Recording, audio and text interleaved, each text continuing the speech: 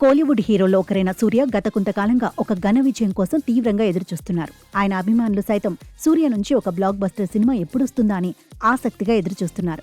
ఇటీవలి విడుదలైన భారీ బడ్జెట్ చిత్రం కంగువాతో సూర్య భారీగా నిరాశ చెందారు.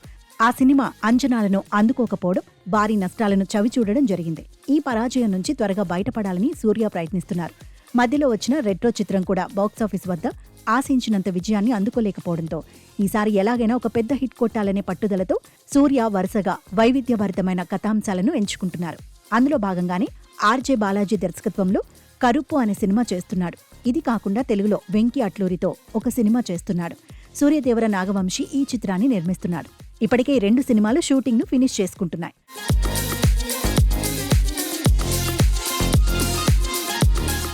ఇక 2 సినిమాలు సెట్స్ మీద ఉండగానే మరో సినిమాను పట్టాలెక్కించాడు సూర్య.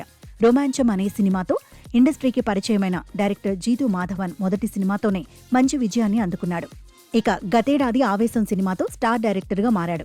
ఫహాద్ ఫాజిల్ హీరోగా తెరకెక్కిన ఈ సినిమా మలయాళంలో భారీ విజయాన్ని అందుకోవడమే కాకుండా రికార్డ్ కలెక్షన్స్ రాబట్టింది. ఇప్పటికీ ఆవేశం సినిమా తెలుగులో రిలీజ్ కాలేదు. ఈ సినిమాను తెలుగులో ఒక స్టార్ హీరో రీమేక్ చేస్తున్నట్లు కూడా వార్తలు వచ్చాయి.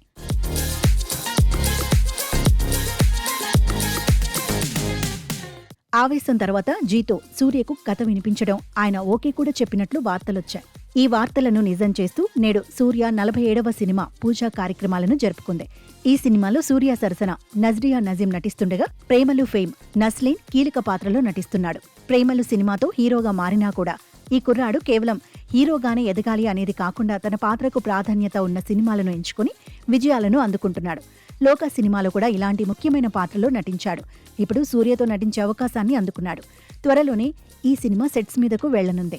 ఆవేశం లాంటి కథ సూర్యకి పడితే నెక్స్ట్ లెవెల్ ఉంటుందని అభిమానులు చెప్పుకొస్తున్నారు. మరి ఈ సినిమాతోనైనా సూర్య ఎదురు చూస్తున్న విజయాన్ని అందుకుంటాడేమో చూడాలి.